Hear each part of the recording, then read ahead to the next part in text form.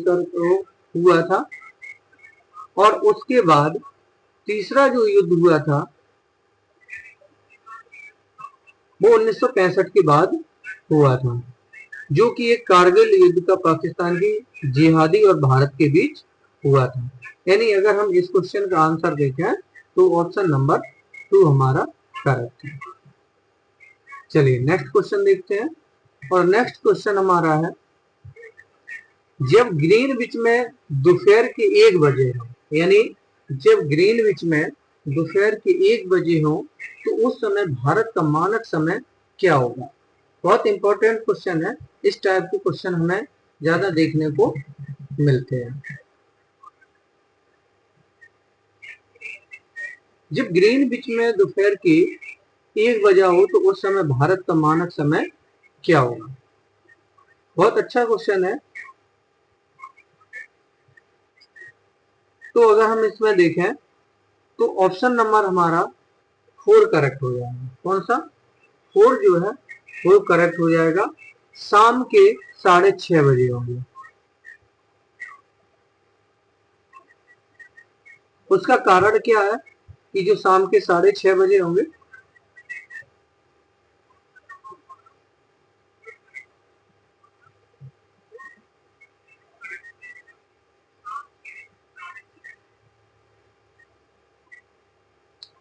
उसका कारण ये है कि पृथ्वी 4 मिनट में एक देशांतर घूमती है। यानी जो पृथ्वी है जब एक देशांतर घूमती है तो यानी 4 मिनट उसमें होते हैं। और पृथ्वी 360 देशांतर घूमने में पृथ्वी को कितना समय लगता है, 24 घंटे लगते हैं। तो ग्रीनविच पर दोपहर के जब 12 बजे होते हैं तो तब ग्रीनविच के पूर्व 15 देशांतर तक 1 घंटा आगे होता है। यानी 82.5 पूर्वी देशांतर पर भारत का मानक समय 5.5 घंटा आगे है। तो जब ग्रीनविच पर दोपहर के 1 बजे होने पर भारत का मानक समय यानी 5.5 घंटे आगे, तो इसमें प्लस करेंगे तो 6:30 बजे घंटे हो जाएगा।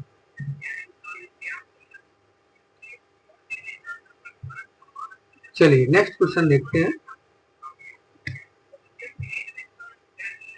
नेक्स्ट क्वेश्चन है कि अंतरराष्ट्रीय तिथि रेखा कौन सी मानी गई है।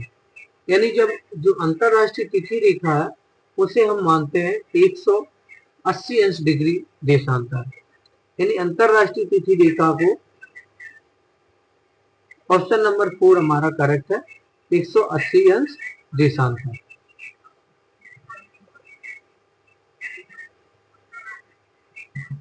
अक्षांश और वृत्तों के विपरीत देशांतर रेखाओं की लंबाई बराबर होती है। यानी अगर देखें तो अक्षांश वृत्त के विपरीत जो है देशांतर रेखाओं की लंबाई बराबर होती है। और सभी देशों ने सर्वसम्मति से 0 देशांतर को प्रधान माध्यान्ह रेखा कहते हैं। और 180 डिग्री देशांतर की अंतरराष्ट्रीय तिथि रेखा कहते हैं। यह रेखा जो है वो 3 बार मुड़ी है। यानी स्थलीय भाग के कारण यह हमेशा जल के भाग से होकर गुजरती है। यानी क्वेश्चन अगर बनता है कि अंतरराष्ट्रीय तिथि रेखा कहां से गुजरती है तो वो एक स्थलीय भाग के कारण हमेशा जो है जल के भाग से होकर गुजरी हुई है। और यह रेखा जो है कितनी बार मुड़ी है, 3 बार रेखा मुड़ी हुई है। नेक्स्ट क्वेश्चन देखते हैं। सूर्य का सबसे नजदीकी ग्रह कौन सा है। यानी इस सूर्य का सबसे नजदीकी ग्रह पूछा गया है। तो जैसा कि हमारा ये सूर्य है,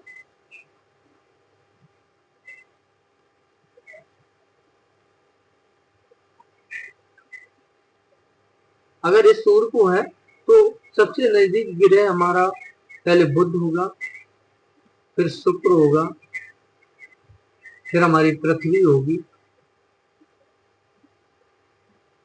फिर हमारा मंगल होगा, फिर बृहस्पति होगा, उसके बाद हमारा शनि होगा, फिर अरुण और वरुण होगा। इस प्रकार से ये हमारे ग्रह कितने हो गए? 1 2 3 4 5 6 7 8। ये 8 हमारे ग्रह हो गए। तो पूछा गया है कि सूर्य के सबसे नजदीक ग्रह कौन सा है? तो हमारा ये कौन सा है? बुधवार। कौन सा होगा? बुधवार। करेक्ट। चलिए, इसका ऑप्शन नंबर हमारा कौन सा करेक्ट हो जाएगा? 2 नंबर करेक्ट हो जाएगा।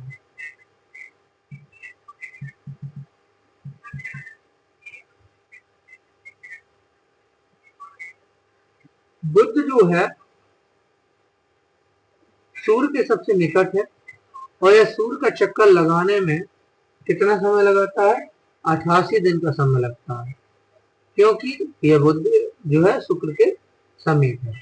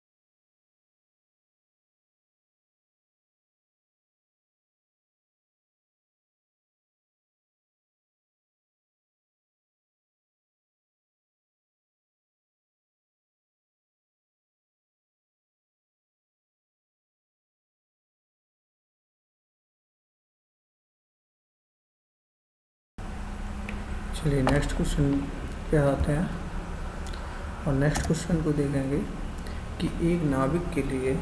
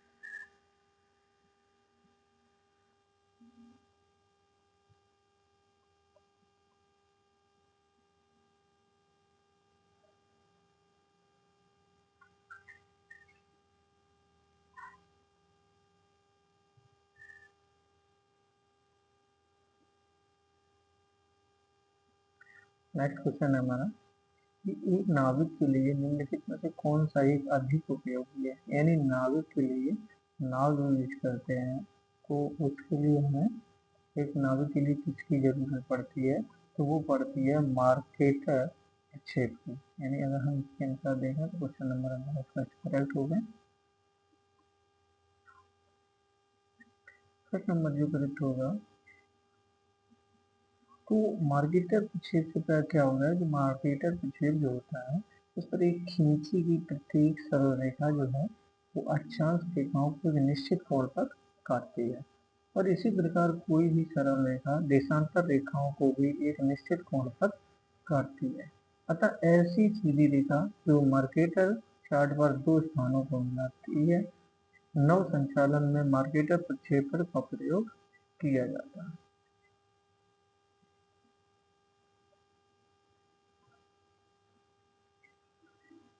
चलिए नेक्स्ट देखते हैं कि सौरमंडल का सबसे बड़ा ग्रह कौन सा है। यानी नेक्स्ट क्वेश्चन अगर हम देखें सौरमंडल का सबसे बड़ा ग्रह कौन सा है, तो सौरमंडल का सबसे बड़ा ग्रह है वो हमारा बृहस्पति है और बृहस्पति जो है यह सूर्य से 5वें स्थान पर आता है। जैसा कि मैंने अभी ऊपर बताया था, इसे हम गुरु भी कहते हैं, जिसका अगर हम द्रव्यमान देखें तो सौरमंडल के कुल जो ग्रह हैं उनके ग्रहों का 78% इसका आयतन 1.5 गुना होता है। इसके वायुमंडल में मुख्यतः हाइड्रोजन हीलियम पाई जाती है और बृहस्पति के बाद शनि, पृथ्वी तथा मंगल सबसे छोटा बुध ग्रह होता है।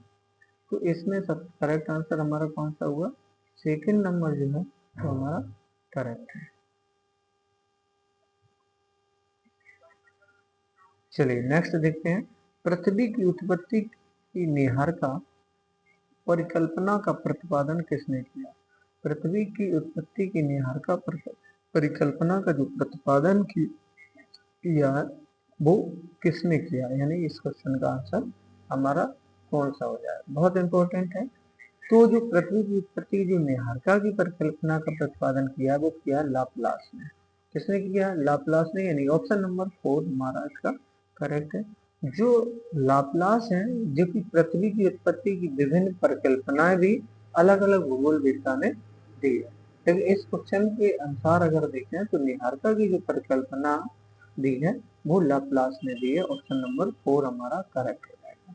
अन्य जो परिकल्पना है वो जैसे कि अगर हम देखें तो लाप्लास व रॉस ने जो दी है वो निहारिका, यानी इसमें रॉस ने दी है। अगर ऑप्शन क्वेश्चन आता है तो इसका रॉस भी करेक्ट हो जाएगा। डॉक्टर वॉन वीजसैकर ने निहारिका मेघ परिकल्पना, कांट ने गैसीय परिकल्पना, होयल ने सुपरनोवा परिकल्पना तथा मोल्टन द्वारा ग्रहाणु यानी परिकल्पना की गई। यानी जैसे डॉक्टर वॉन वीजसैकर ने निहारिका मेघ परिकल्पना की है, कांट की अगर देखें तो उसकी गैसीय परिकल्पना रही, और होयल ने जो है सुपरनोवा परिकल्पना। अगर मोल्टन की बात करें तो इन्होंने ग्रहाणु परिकल्पना की है।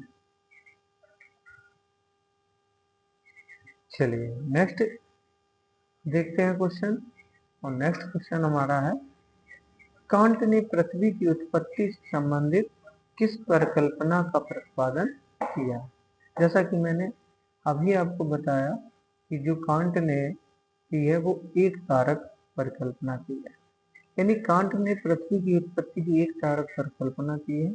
और अगर हम बात करें नवता परिकल्पना, प्रोफेसर होयल तथा लिटलन की है।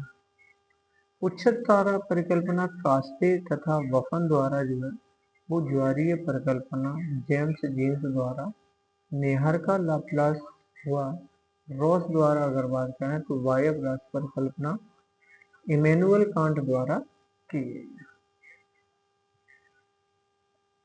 तो इसका हमारा करेक्ट आंसर हो जाएगा कि कांट ने जो दी है वो एक कारक परिकल्पना दी है। इसका करेक्ट आंसर सेकंड नंबर हो जाएगा। चलिए नेक्स्ट क्वेश्चन देखते हैं, समोच्च रेखाओं को आंग्ल भाषा में हम लोग क्या कहते हैं। यानी कि समोच्च रेखाएं होती हैं उसे हम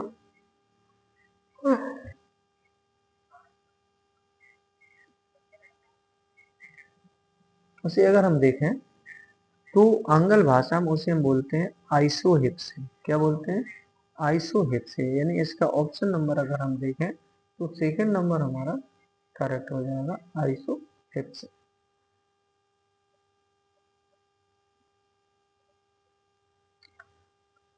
आंग्ल भाषा में समोच्च रेखाओं को हम आइसोहिप्सी के नाम से जानते हैं। समोच्च रेखाएं समुद्र तल से धरातल के समान ऊंचाई वाले स्थानों को मिलाने वाली जो रेखाएं होती हैं वो समोच्च रेखाएं कहलाती हैं। आइसोहिप्सी जो है वो मानचित्र में उच्चावृत्त प्रदर्शित करने के लिए समोच्च रेखाएं रेखीय विधि सर्वश्रेष्ठ है। आइसोहेलाइन समलवणता रेखा, आइसोहाइड समवर्षा रेखा, और आइसोथर्म जो है वो समताप रेखा है। यानी अगर हम देखें तो आइसोहेलाइन जो है वो क्या होती है? समलवणता रेखा होती है। अगर आइसोहाइड की अगर बात करें तो वो समवर्षा के रेखा रूप में होता है, और आइसोथर्म जो है वो समताप रेखा होता है।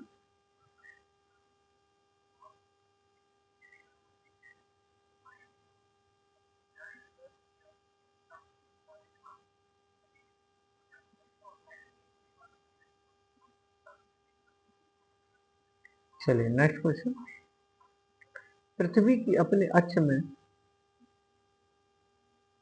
अक्ष में सूर्य से निकटतम दूरी को क्या कहते हैं।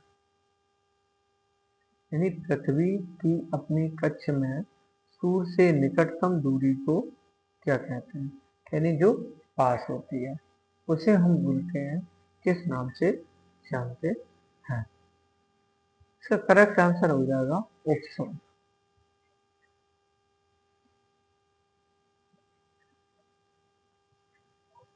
क्या बोलते हैं? उपसा। यानी ऑप्शन नंबर सेकंड हमारा करेक्ट हो जाएगा।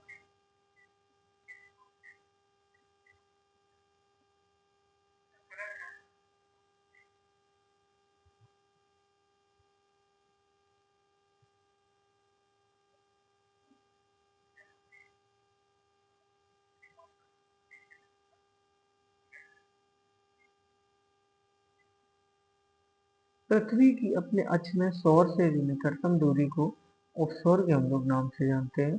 और पृथ्वी क्या है? एक अंडाकार कक्ष के सहारे सूर्य की परिक्रमा करती है, जिस कारण उसका जो है सूर्य से दूरी में परिवर्तन होता है। औसत रूप से पृथ्वी का सूर्य सूर्य से दूरी में परिवर्तन होता है या औसत रूप से उसकी?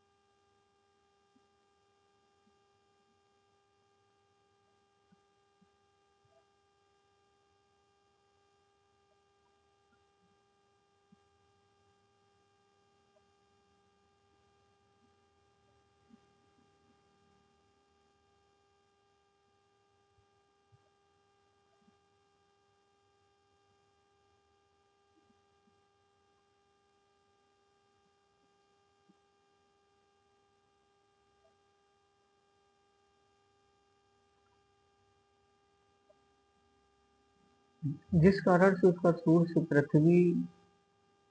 सूर्य से दूरी में परिवर्तन होता है, औसत रूप से पृथ्वी सूर्य से 149 मिलियन किलोमीटर दूर है, परंतु निकटतम दूरी से अगर देखें तो 147 मिलियन किलोमीटर है। इस स्थिति को ऑफशोर के नाम से जानते हैं।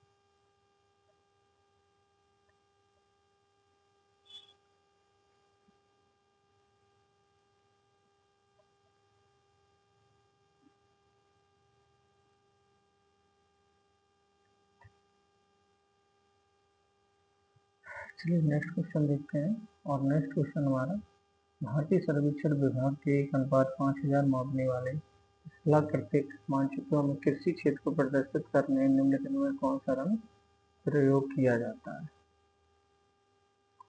इसका करेक्ट आंसर हमारा कौन सा हो जाएगा? थर्ड नंबर, यानी पीला रंग इसमें यूज होता है। चलिए नेक्स्ट स्पीड से चलेंगे। नेक्स्ट क्वेश्चन, ज्वालामुखी उद्गार के निम्नलिखित प्रकारों में से कौन सा एक प्रायः विस्फोटक नहीं होता है?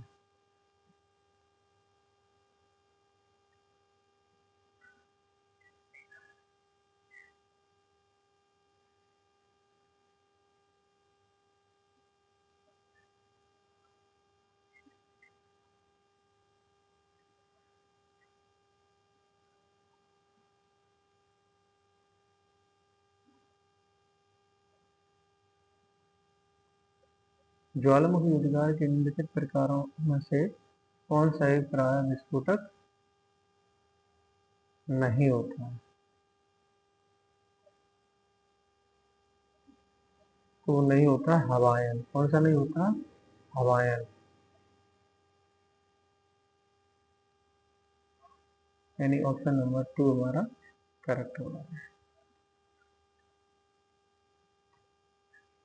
दक्षिणी दोलन यानी साउथर्न ऑसिलेशन कहते हैं, किसे कहते हैं दक्षिणी दोलन?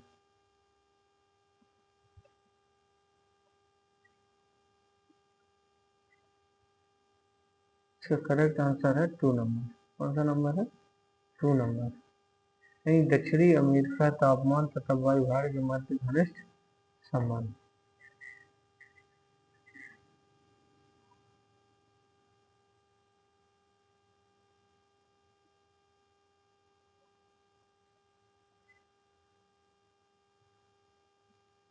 इसका करेक्ट आंसर हो जाएगा हमारा 2 नंबर।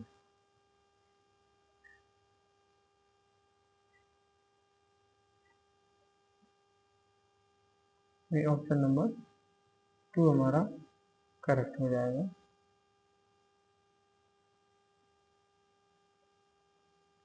यानी अगर हम देखें तो ए का सेकंड, बी का फर्स्ट, शुरू से जो धारा है उत्तरी प्रशांत की है, बेंगोली धारा जो है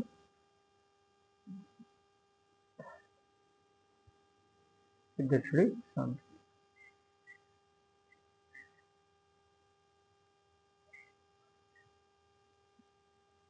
सुनामी क्या है? ज्वारीय तरंग, छोटी लहर, भूकंप द्वारा उत्पन्न। तो जो सुनामी है,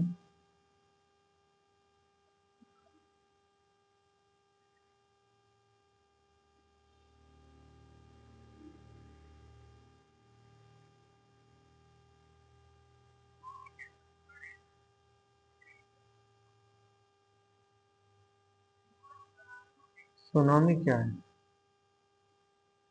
बहुत इंपॉर्टेंट क्वेश्चन है।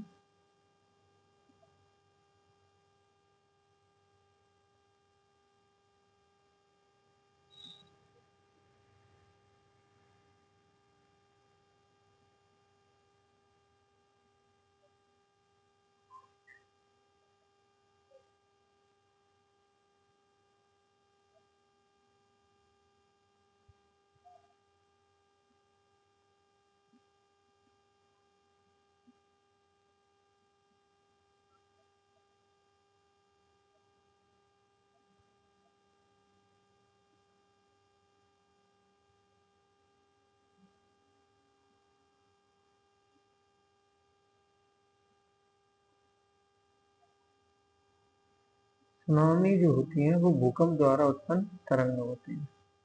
कौन सी? भूकंप द्वारा। तो इसका करेक्ट कौन सा हो जाएगा? ऑप्शन नंबर 3 हमारा करेक्ट हो जाएगा। नदी तटीय नगरों एवं नदियों के जोड़े प्रस्तुत हैं, गलत जोड़ा हमें जो है वो बताना पड़ेगा।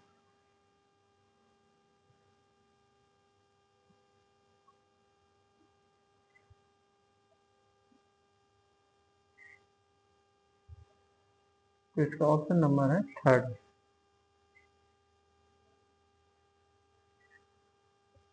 गलत जोड़ा है वो न्यूयॉर्क मिसिसिपी। मिसिसिपी जो नदी है वास्तविकता अगर देखा जाए तो शायद ये तिब्बत की नदी है, जो कि मिसिसिपी नदी पर सेंट लुइस बसा हुआ, अलग टेम्स नदी पर दिल्ली अपने नदी पर जो पेड़ है जो है उसी नदी पर स्थित है।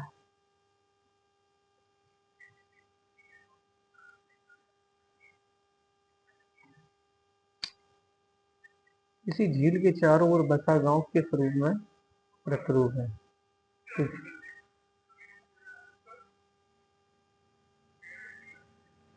तो वो होता है एक नाभिकीय रूप में। कैसा होता है? नाभिकीय रूप में। तो ऑप्शन नंबर इसका थर्ड करेक्ट हो जाएगा। सारगेसु सागर क्या है? सारगेसु सागर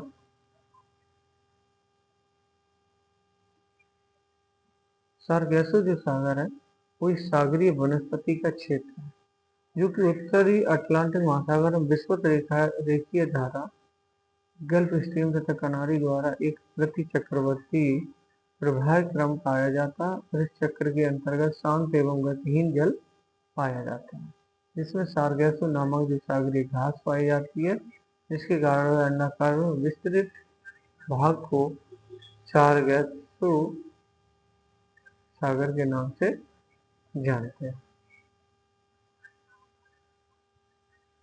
इसका ऑप्शन नंबर हमारा करेक्ट हो जाएगा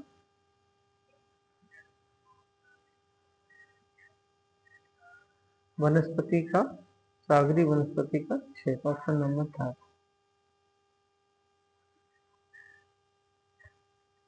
चलिए नेक्स्ट देखते हैं हम क्वेश्चन। 26 दिसंबर 2004 को सुनामी भारत का कौन सा भाग पूर्णतः सागर में डूब गया था? तो वो डूबा था इंदिरा पॉइंट तथा पिग्मेलियन पॉइंट। तो ऑप्शन नंबर फर्स्ट हमारा करेक्ट हो जाएगा।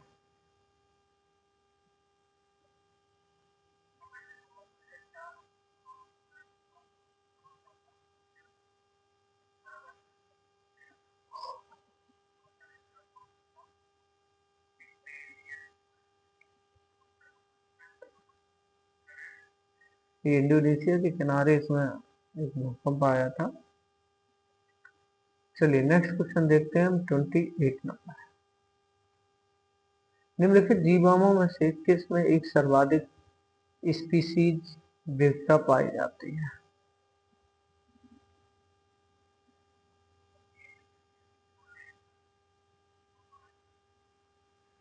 यानी निम्नलिखित जीवाणुओं से किसमें एक सर्वाधिक स्पीसीज विविधता पाई जाती है? तो वो 2 में पाई जाती है, उष्णकटिबंधीय वर्षा वन में जो है ये विविधता स्पीसीज विविधता पाई जाती है।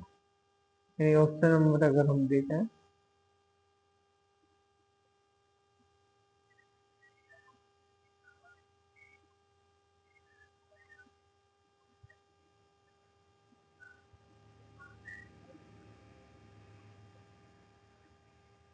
यानी उष्णकटिबंधीय वर्षा वन, करेक्ट कौन सा हो जाएगा? 2 नंबर। उत्तरी अमेरिका के घास मैदान को किस नामों से हम पुकारते हैं? तो उत्तरी अमेरिका के जो घास मैदान है बहुत ही प्रसिद्ध मैदान है, तो उन्हें हम एक प्रेरीज के नाम से जानते हैं।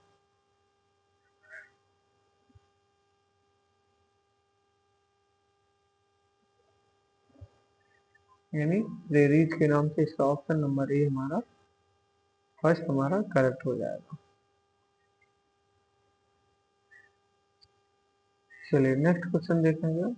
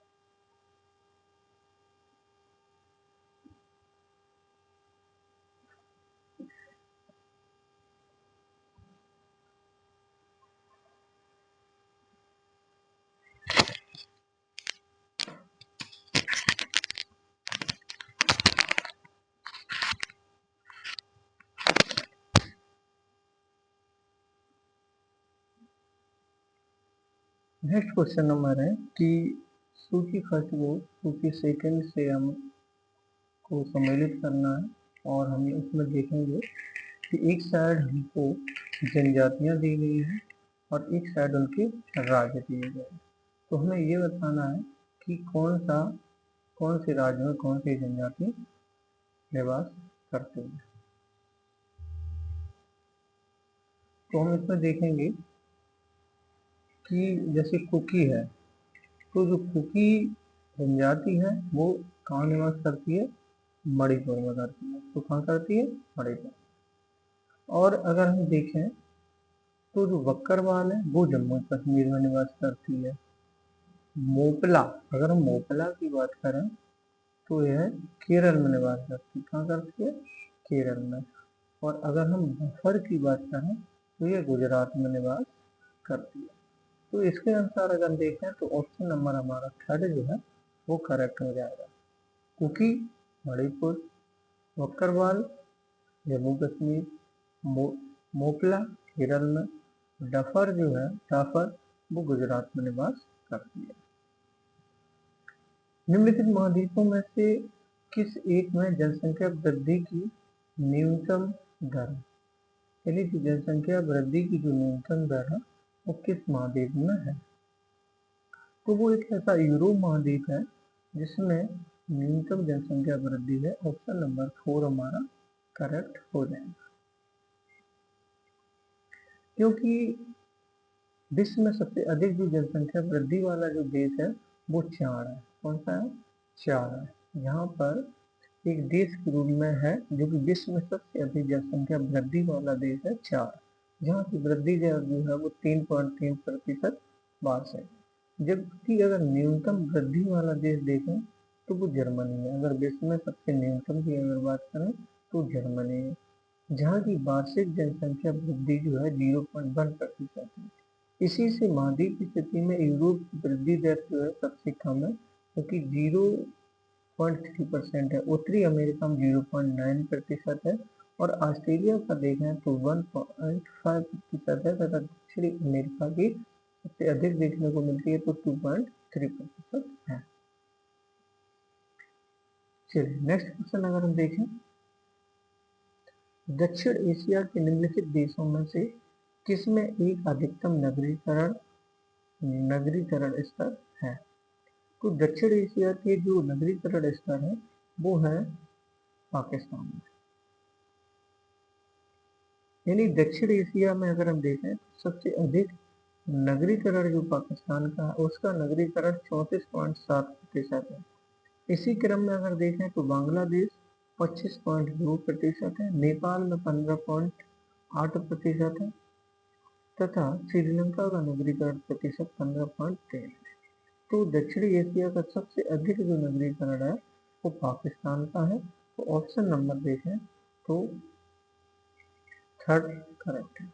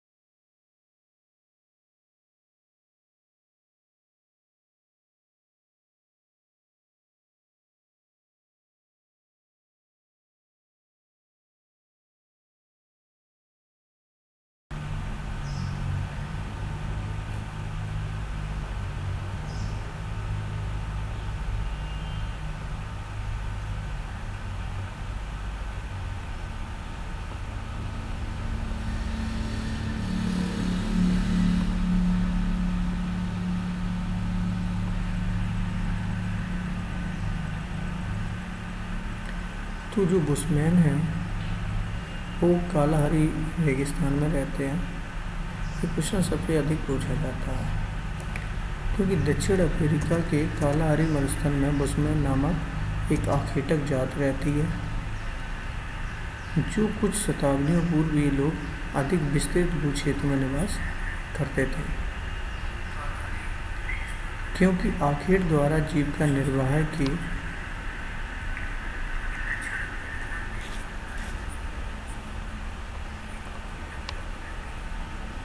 के लिए प्रत्येक व्यक्ति को विस्तृत भूमि की आवश्यकता होती है और घुमक्कड़ होने के कारण ये सामान्यतः इनके स्थायी निवास का अभाव पाया जाता है। केवल ग्रीष्म ऋतु में ये किसी जल वाले स्थान के समीप निवास करते हैं। चलिए नेक्स्ट क्वेश्चन देखते हैं। गोंड प्रचुरता में पाए जाते हैं, यानी गोंड जो है कहाँ पर पाए जाते हैं सबसे अधिक, तो वो पाए जाते हैं मध्य भारत में। कहाँ पाए जाते हैं? मध्य भारत में सबसे अधिक पाए जाते हैं। जैसे अगर हम देखें तो गोंड जनजाति के लोग प्रायः भारत के विभिन्न राज्यों में पाए जाते हैं। जैसे अगर हम बात करें उड़ीसा, मध्य प्रदेश, गुजरात, महाराष्ट्र तथा आंध्र प्रदेश। और अगर मध्य भारत की बात करें तो मध्य भारत में उड़ीसा से लेकर गुजरात तक इसे आदिम जनजाति के विस्तार पाया जाता है। चलिए नेक्स्ट क्वेश्चन। कयाक नामक नाव कौन प्रयोग करते हैं? जो कयाक नामक नाव जो प्रयोग करते हैं वो एक्समो लोग करते हैं। एक्समो जनजाति जो है वो कयाक नामक जो नाव प्रयोग करते हैं। कयाक जो है वो ध्रुवीय क्षेत्र के चारों ओर ग्रीनलैंड से लेकर पश्चिम से अलास्का और वेरिंग जलडमरू की मध्य पार साइबेरिया ने जलडमरू मध्य के पार साइबेरिया में उत्तरी पूर्वी क्षेत्र तथा एक पतली पट्टी में एक्समो लोगों का निवास पाया जाता है। एक्समो एक कुशल नाविक होता है जो इनके नाव को कयाक या उमियाक कहा जाता है। क्या कहा जाता है? कयाक या उमियाक के नाम से जाना जाता है।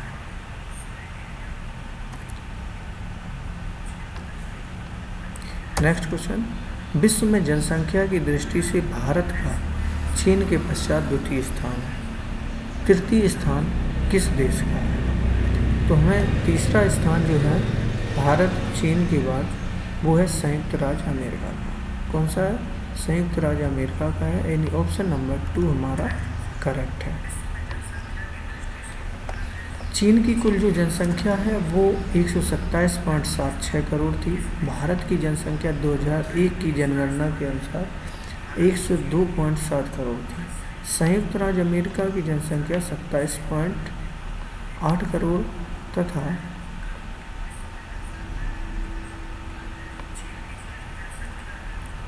ब्राज़ील की जनसंख्या 17 करोड़ थी। विश्व के प्रमुख जो जनसंख्या वाले देशों का घटनाक्रम है, जैसे चीन सबसे अधिक है, फिर भारत, फिर अमेरिका, इंडोनेशिया, उसके बाद ब्राज़ील। पाकिस्तान 15.36 करोड़ वाला है और बांग्लादेश 14.67 करोड़ वाला है। लेकिन अगर हम देखें तो 2011 की जनगणना के अनुसार चीन की जनसंख्या 1,34,07,460 थी। भारत की जनसंख्या 1,21,00,000 1,91,422 है 2011 के अनुसार। लेकिन संयुक्त राज्य अमेरिका की जनसंख्या अगर हम देखें तो 31,38,47,465 है। तो यानी अब हम देखें तो भारत की सबसे अधिक जनसंख्या हो गई है। चलिए नेक्स्ट क्वेश्चन देखते हैं हम। सूची फर्स्ट को सूची सेकंड से सम्मिलित करना है और हमें ये देखना है कि इसमें कौन से मैच करता है। हम देखेंगे, जैसे बात करें स्थानांतरी कृषि की।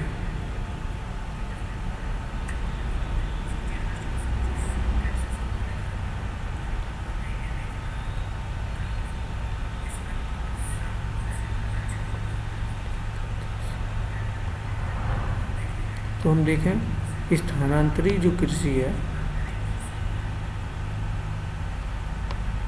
तो वो कहाँ की जाती है, तो वो की जाती है नागा पहाड़ियों में। कहाँ की जाती है? नागा पहाड़ियों में।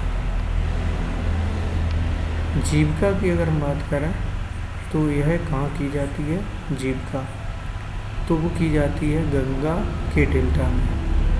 कहाँ की जाती है? गंगा के डेल्टा में।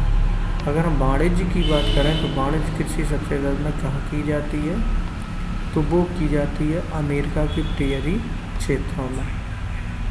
और रोपड़ कृषि अगर देखें तो वो नागा पहाड़ियों में की जाती है, सॉरी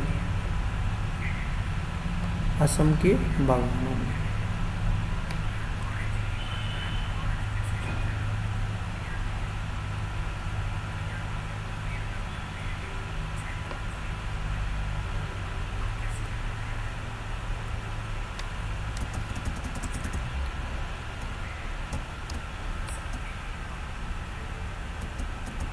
चलिए नेक्स्ट क्वेश्चन देखते हैं हम।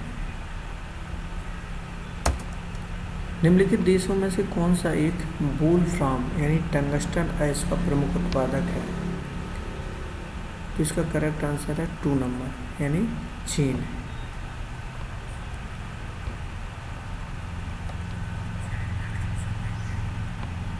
चीन जो है वो विश्व में कुल 50,000 टन से अधिक टंगस्टन धातु का उपयोग होता है। चीन 47% और रूस 15% वृहत्तम उत्पादक क्षेत्र है। दक्षिणी कोरिया, पुर्तगाल, उत्तर कोरिया, थाईलैंड, ऑस्ट्रेलिया, म्यांमार और उज्बेकिस्तान आदि छोटे उत्पादक हैं। नेक्स्ट अगर देखें हम क्वेश्चन, फार्म ग्रह सामान्यतः कहाँ नहीं पाए जाते हैं, तो फार्म ग्रह जो सामान्यतः है वो भारत में नहीं पाए जाते। कहाँ नहीं पाए जाते? भारत में। फार्म ग्रह होते क्या है कि भारतीय कृषि का उद्देश्य देश की विपुल आबादी की खाद्य आवश्यकताओं की पूर्ति करना होता है और यहाँ किसान फसलों का चयन राष्ट्रीय और अंतर्राष्ट्रीय बाजारों के लिए अतिरिक्त उत्पादन की बजाय अपनी घरेलू ज़रूरतों को ध्यान में रखकर करते हैं। यह फार्म हाउस नहीं पाए जाते हैं। अमेरिका, कनाडा, ऑस्ट्रेलिया में बड़े बड़े कृषि फार्म पाए जाते हैं। चलिए अब हम नेक्स्ट अगर बात करें तो नेक्स्ट क्वेश्चन हमारा है कि ग्रामीण में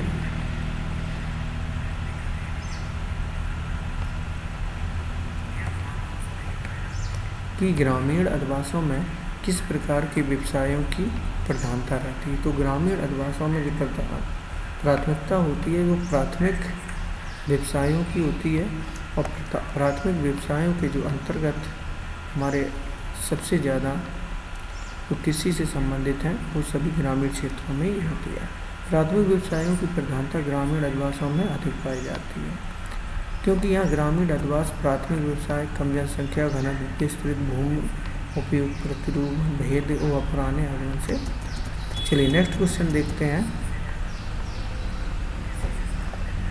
नेक्स्ट क्वेश्चन है संयुक्त राज्य अमेरिका का कौन सा औद्योगिक प्रदेश मिशिगन झील के दक्षिण में स्थित है। मिशिगन, तो इसका ऑप्शन नंबर हो जाएगा हमारा करेक्ट 2 नंबर यानी शिकागो जो है वो गैरी प्रदेश, ये जो है संयुक्त राज्य अमेरिका का औद्योगिक प्रदेश के मिशिगन झील के दक्षिण में स्थित है। मिशिगन झील के दक्षिण में जो प्रमुख औद्योगिक नगर हैं जैसे शिकागो, डिट्रॉयट, गैरी, मेट्रोपोलिटन क्षेत्र का यहाँ मिलवॉकी और पियोरिया स्थित है। इस झील के उत्तर में सुपीरियर झील तथा ह्यूरन झील भी स्थित है। चलिए नेक्स्ट क्वेश्चन देखते हैं 43 नंबर। भारत के निम्नलिखित में से कौन सा राज्य युग्म तंबाकू का प्रमुख उत्पादक है। बहुत इंपॉर्टेंट क्वेश्चन है। तो तंबाकू का जो उत्पादन सबसे अधिक होता है वो है आंध्र प्रदेश तथा गुजरात, यानी ऑप्शन नंबर फर्स्ट हमारा करेक्ट हो जाएगा, आंध्र प्रदेश व गुजरात। भारत में दो राज्य आंध्र प्रदेश तथा गुजरात के ऐसे तंबाकू उत्पादन हैं जहां 57.64% भाग उगाते हैं। इसके बाद तीसरे स्थान पर जो उत्तर प्रदेश का नंबर आता है, फिर कर्नाटक, बिहार, तमिलनाडु और महाराष्ट्र भी तंबाकू के उत्पादन में योगदान देते हैं। निकोतियाना इंडिका तथा निकोतियाना टोबैको प्रकार के तंबाकू देशों में विशेष रूप से पाए जाते हैं। नेक्स्ट क्वेश्चन आता है 44 नंबर। जनगणना 2001 के अनुसार 1991 और 2001 में भारत में अन्य राज्यों की तुलना में किसमें जनसंख्या वृद्धि पर दर अधिकतम थी? तो वो थी नागालैंड में। कहाँ थी? नागालैंड। ऑप्शन नंबर इसका थर्ड हमारा करेक्ट हो गया।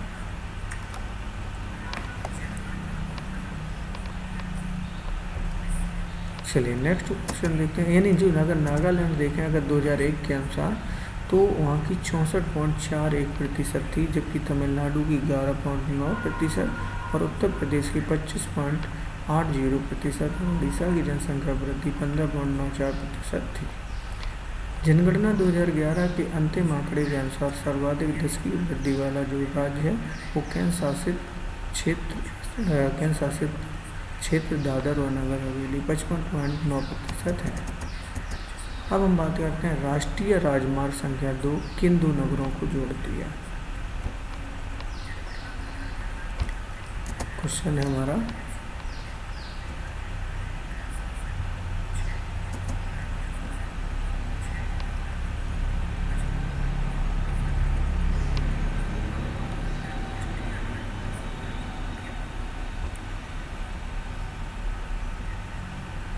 राष्ट्रीय राजमार्ग संख्या 2 किन दो राज्यों को जोड़ती है?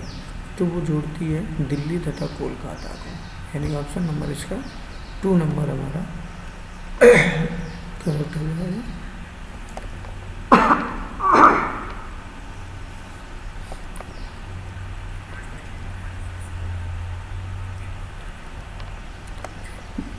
राष्ट्रीय राजमार्ग संख्या 2 दिल्ली से कोलकाता जाता है और राष्ट्रीय राजमार्ग संख्या अगर 4 की बात करें तो यह मुंबई से चेन्नई तथा वाराणसी से कन्याकुमारी तक जाता है। अगर राष्ट्रीय राजमार्ग संख्या 7 देखें तो वहाँ आगरा से मुंबई राष्ट्रीय राजमार्ग संख्या 3 जाता है और भारत का सबसे बड़ा राष्ट्रीय मार्ग संख्या राजमार्ग कौन सा है? 7 है।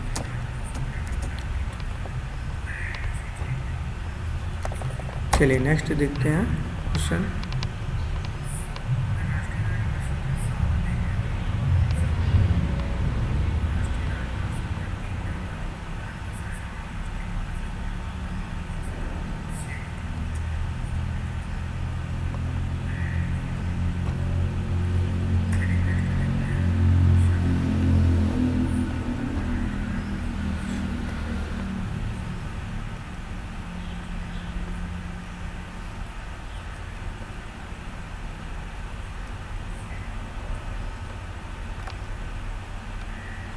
दिल्ली और आगरा शहरों से निकलने वाला कूड़ा कचरा तथा गंदा जल प्रदूषित कर रहा है। तो वो कौन सी नदी जो है वो जल प्रदूषित कर रही है? वो कर रही है यमुना नदी। क्योंकि दिल्ली और आगरा शहरों से निकलने वाला पानी यमुना नदी को प्रदूषित कर रहा है और यमुना गंगा की प्रमुख सहायक नदी, एक पवित्र नदी भी है। यमुनोत्री के स्रोत से इलाहाबाद में गंगा मिलती है। दिल्ली महानगर की 19 नालों द्वारा थल जल की नदी में छोड़े जाने से यमुना अधिक प्रदूषित हो जाती है।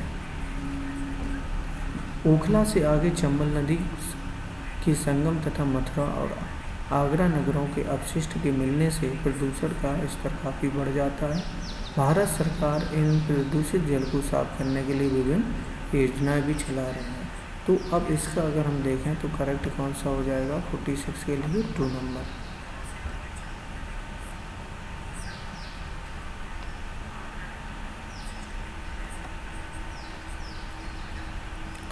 चलिए नेक्स्ट क्वेश्चन अगर हम देखें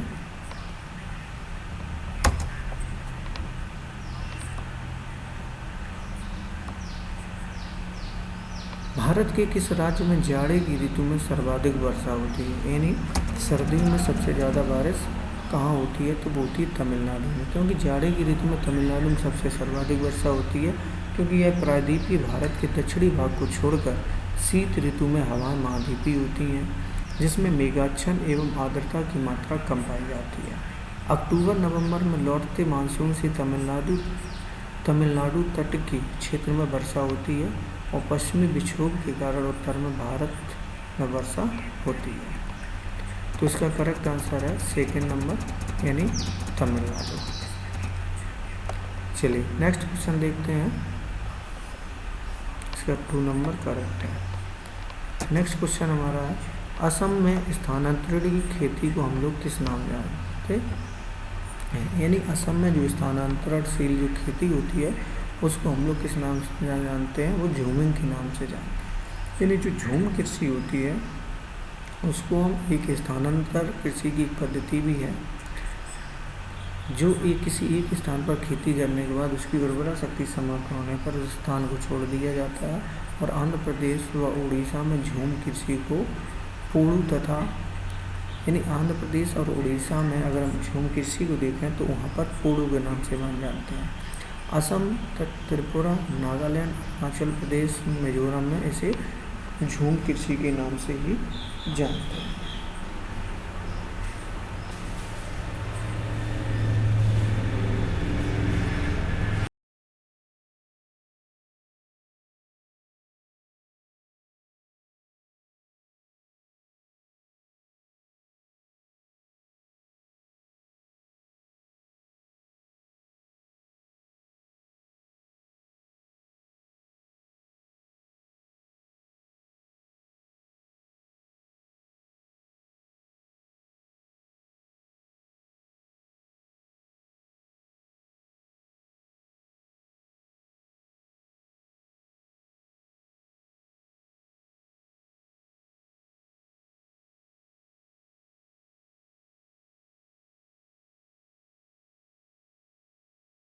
तो इसका हमारा करेक्ट आंसर कौन सा हो जाएगा? 2 नंबर। चलिए नेक्स्ट क्वेश्चन,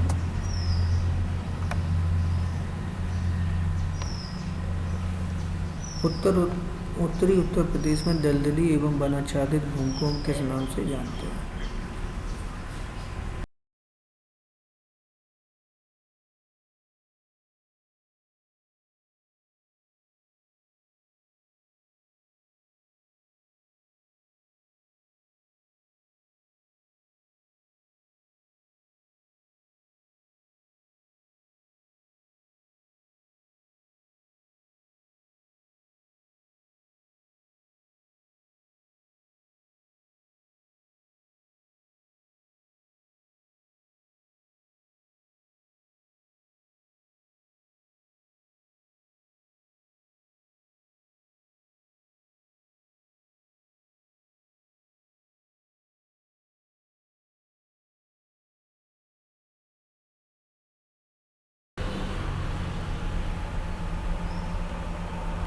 उत्तरी प्रदेश में दलदली एवं वनाच्छादित भूमि को हम किस नाम से जानते हैं? तो उसे हम जानते हैं तराई के नाम से। किस नाम से जानते हैं? तराई के नाम से।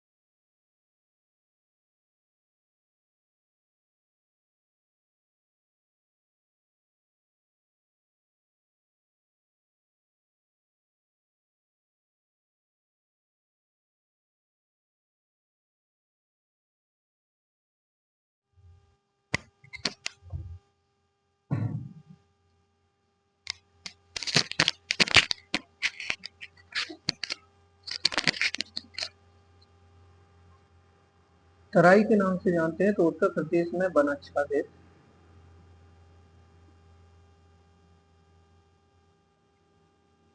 वनाच्छादित तथा दलदली भूमि को तराई के नाम से जानते हैं।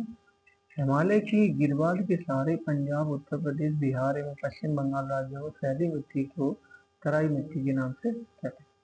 इसका निर्माण शिवालिक पहाड़ियों से प्राप्त अपरदित पदार्थों के निक्षेपण से हुआ है। त्रुटिपूर्ण आबोहवा के कारण दलदली क्षेत्रों की अधिकता है। ये मिट्टियां उपजाऊ हैं जिसमें घने वनों के विकास में मदद मिली है तथा तराई में नदियों के सहारे लाई गई मिट्टी में गेहूं की उपज अच्छी होती है।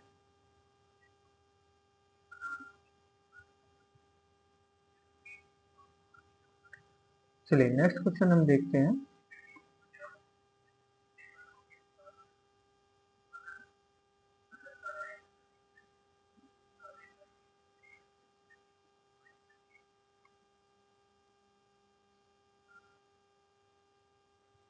नेक्स्ट क्वेश्चन है कि सुंदर वन किस प्रकार के वन होते हैं। तो जो सुंदर वन होते हैं वो एक ज्वारी वन के रूप में होते हैं, क्योंकि सुंदर वन जो है वो पश्चिम बंगाल में स्थित एक ज्वारी वन है, जो कि ज्वारी वन देश के 6,740 वर्ग किलोमीटर क्षेत्र पर फैले हुए हैं, जिसमें मुख्यतः गंगा महानदी, गोदावरी, कृष्णा एवं कावेरी नदियों के डेल्टा क्षेत्र तथा अंडमान निकोबार द्वीप समूह के भाग सम्मिलित हैं। ऐसे वनों की वनस्पतियों की जड़ें सदैव नमकीन जल में डूबी रहती हैं।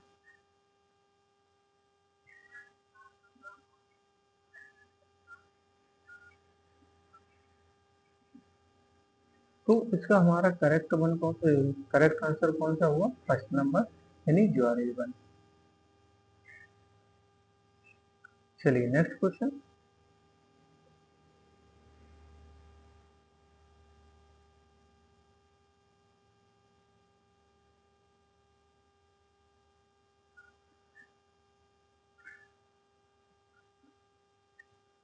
निम्नलिखित में कौन सा सुमेलित नहीं है? हमें बताना है इसमें कौन सा सुमेलित नहीं है 51 के लिए।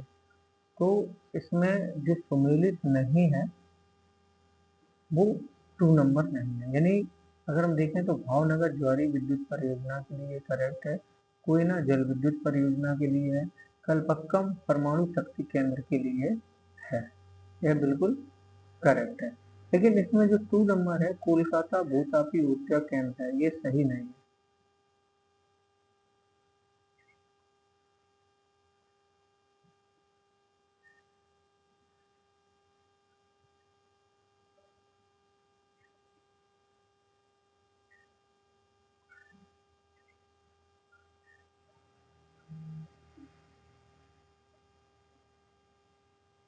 कोलकाता में जो है वो ज्वारी विद्युत परियोजना तथा कोयना में महाराष्ट्र में जल विद्युत परियोजना स्थित है। अगर हम इसमें देखें कि ज्वारी विद्युत परियोजना जो है वो भावनगर में भी, गुजरात में भी स्थित है और कोलकाता में भी स्थित है। तो इसका जो क्वेश्चन के अनुसार देखें तो 2 नंबर जो है वो सही आंसर है, क्योंकि यह जो है सुमेलित नहीं है। चलिए नेक्स्ट क्वेश्चन। पणजी किस नदी के किनारे स्थित है? बहुत अच्छा क्वेश्चन है। पणजी जो है वो मांडवी नदी के किनारे स्थित है। मांडवी नदी एक सह्याद्री पर्वत से निकलकर अरब सागर में गिरती है और इससे मांडवी नदी पर पणजी नगर बसा है और यह नगर गोवा राज्य की राजधानी है। तो इसका करेक्ट आंसर हमारा कौन सा हुआ? 2 नंबर मांडवी नदी। चलिए नेक्स्ट। 2001 की जनगणना अनुसार लिंगानुपात अनुपात की दृष्टि से केरल 1058 शीर्ष स्थान पर है। द्वितीय स्थान पर राज्य एवं केंद्र शासित प्रदेश कौन सा है? इसका आंसर हमारा क्या हो जाएगा? तो इसका करेक्ट आंसर है पांडिचेरी। यानी 2001 की जनगणना के अनुसार देखें तो भारत का लिंगानुपात 933 था। राज्य में सबसे अधिक लिंगानुपात केरल का है और सबसे कम हरियाणा का है तथा पांडिचेरी का जो है दूसरे नंबर पर आता है। तो वहाँ 1001 तमिलनाडु का, पांडिचेरी का 1001 है और तमिलनाडु का 986 है। तो क्वेश्चन के अनुसार अगर देखें तो करेक्ट आंसर हमारा है पांडिचेरी, यानी ऑप्शन नंबर फर्स्ट हमारा करेक्ट। चलिए नेक्स्ट क्वेश्चन। निम्नलिखित राज्यों को निम्नलिखित जनसंख्या के अवरोही क्रम से अधिक से आरंभ करते हुए कम की ओर में व्यवस्थित कीजिए तथा उपयुक्त विकल्प का चयन प्रत्येक कूट से कीजिए। यानी किसके अनुसार? जनसंख्या के अवरोही क्रम से सबसे अधिक से कम की ओर। अगर हम देखें तो सबसे अधिक जो जनसंख्या है वो कहाँ की है?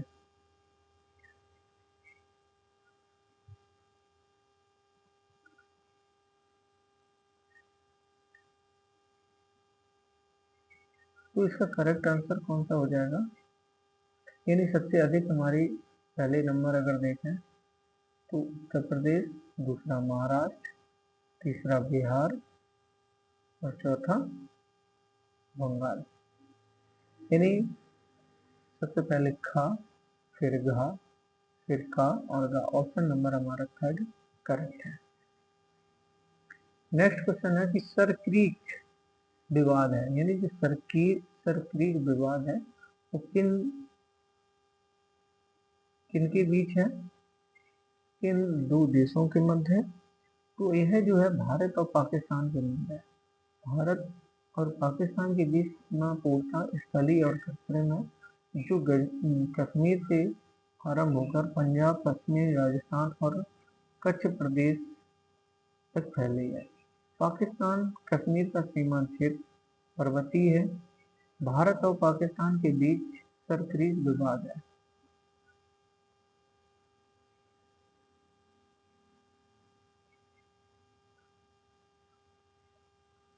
चलिए नेक्स्ट क्वेश्चन हम देखते हैं।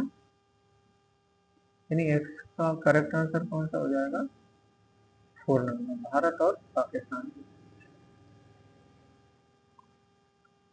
2001 की जनगणना अनुसार निम्नलिखित में से किस राज्य की जनसंख्या का गणितीय घनत्व सर्वाधिक है? तो गणितीय घनत्व की अगर बात करें तो किसका सर्वाधिक है? वो है पश्चिम बंगाल का। किसका?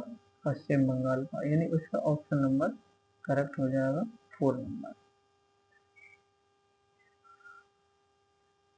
भारत की कुल जनसंख्या का घनत्व जनगणना 2001 के अनुसार 324 थी। राज्यों में सबसे अधिक अगर देखें तो पश्चिम बंगाल की 904 तथा सबसे कम जो है जनसंख्या घनत्व अरुणाचल प्रदेश का है जो कि 13 है। उत्तर प्रदेश की जनसंख्या घनत्व 690, केरल की 819 और महाराष्ट्र की 314 थी। तो सबसे अधिक जो है पश्चिम बंगाल की और सबसे कम अरुणाचल प्रदेश। चलिए नेक्स्ट क्वेश्चन देखते हैं हम। वह कौन सी नदी है जिसका उद्गम एवं मुहाना भारतीय गणराज्य में है? यानी ऐसी कौन सी नदी है जिसका मुहाना जो है भारतीय गणराज्य में है? तो ये गोदावरी नदी है जिसका मुहाना भारत में है। ब्रह्मपुत्र, सिंधु, सतलज नदियां मानसरोवर के पास से निकलती हैं। वर्तमान समय में चीन का क्षेत्र है, जबकि गोदावरी भारत में नासिक जिला महाराष्ट्र से निकलकर बंगाल की खाड़ी में गिरती है और प्रायद्वीपीय भारत की सबसे बड़ी नदी भी है। बैनगंगा, मंजरी और पैनगंगा इसकी मुख्य सहायक नदियां। तो इसका करेक्ट आंसर कौन सा है? ए नंबर, गोदावरी। बहुत इंपॉर्टेंट क्वेश्चन है। अगर वीडियो पसंद आ रहा हो तो वीडियो को प्लीज लाइक करें और चैनल को सब्सक्राइब करें। अगर आपको चैनल सब्सक्राइब नहीं करना, लाइक नहीं करना तो प्लीज वीडियो में जो क्वेश्चन है वो बिल्कुल इंपॉर्टेंट है, उन्हें आप जरूर देखना। चलिए नेक्स्ट क्वेश्चन देखते हैं कि निम्नलिखित में से किसने इस विचार पर समर्थन किया था कि राज्य थल से संलग्न एक जीव है? निम्नलिखित में से किसने समर्थन किया था कि राज्य जो है वो थल से संलग्न एक जीव है? तो वो करेक्ट आंसर है रेडजेल का। यानी लिबियन सीरेम की संकल्पना सर्वप्रथम रेडजेल द्वारा की गई थी। इसमें उन्होंने राज्य एवं समाज के जीवधारी सिद्धांत की विवेचना की थी। रेडजेल ने नियतवाद का भी समर्थन किया है, जिसके अनुसार मनुष्य अपने पर्यावरण में परिवर्तन करने में समर्थ है। तो इसका करेक्ट आंसर हो जाएगा हमारा फर्स्ट नंबर।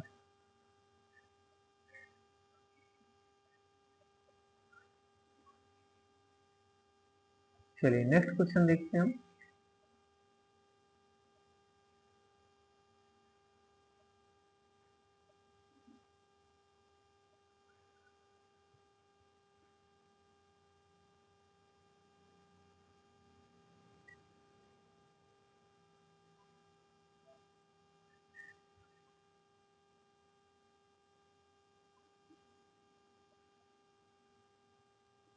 नेक्स्ट क्वेश्चन है कि निम्नलिखित ग्रीन हाउस गैसों में से किस एक का उत्सर्जन पूर्णतः मानवोद्भी यानी मानवोद्भी है। इसका करेक्ट आंसर हमारा कौन सा हो जाएगा? ऑप्शन नंबर फर्स्ट हमारा करेक्ट हो जाएगा। क्लोरो जो कार्बन है वो मानवोद्भी है। यह ग्रीन गैसों में से एक उत्सर्जन पूर्णतः है। इसका करेक्ट आंसर हो जाएगा फर्स्ट नंबर क्लोरो कार्बन। चलिए नेक्स्ट क्वेश्चन देखते हैं। भूद्रव संरचना प्रक्रम एवं अवस्था का परिणाम है, यह कथन किसका है?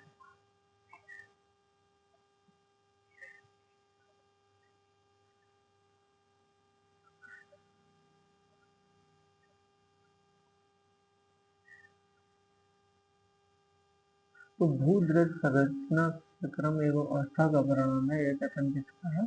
तो यह डेविस का, यानी डेविस ने भूद्रव संरचना प्रक्रम एवं अवस्था का परिणाम है, इसके उनके अनुसार ये कहा गया है।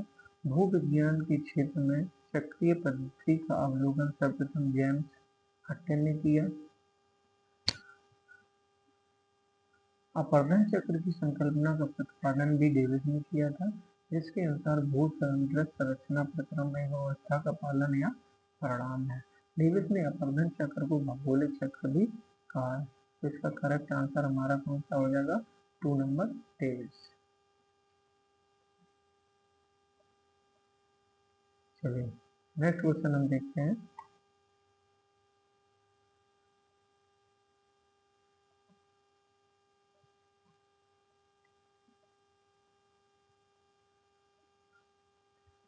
नेक्स्ट क्वेश्चन हमारा जो है वो भौगोलिक पर्यावरण के प्रभाव नामक ग्रंथ के लेखक कौन है?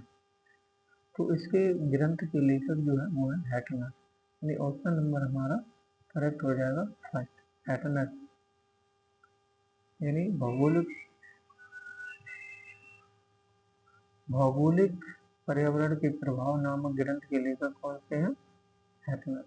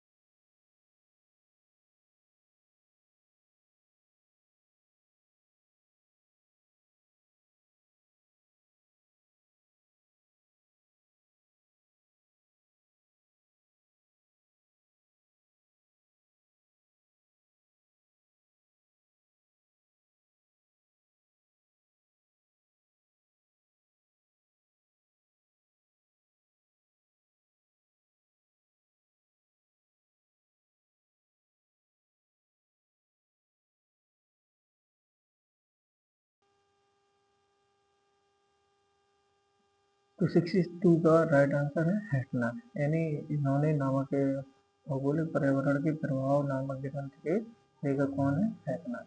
चलिए नेक्स्ट देखते हैं हम, और नेक्स्ट का ये क्वेश्चन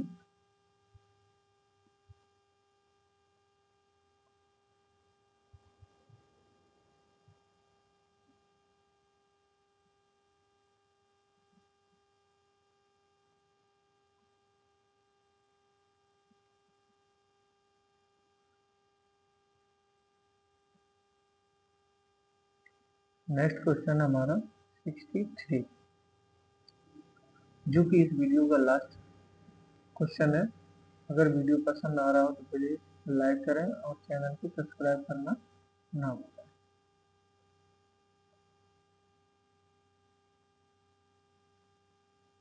तो हम देखते हैं कि 51st और 52nd को हमें सम्मिलित करना है, तो इसका हमारा करेक्ट आंसर कौन सा है? जैसे दिया है भूगोल विदों का नाम दिया और एक राष्ट्र यानी सभी कहाँ के रहने वाले। जैसे अगर हम ब्रैडजेल की बात करें तो यह जर्मनी के भूगोलविद थे। सैंपल की अगर हम बात करें तो यह संयुक्त राज्य अमेरिका के हैं, और डडले स्टैम्प जो थे वो ग्रेट ब्रिटेन के हैं, और ब्लास महोदय जो है वो फ्रांस के हैं। तो इस प्रकार से ऑप्शन नंबर हमारा थर्ड करेक्ट है। अब मिलेंगे हम आपको नेक्स्ट वीडियो में।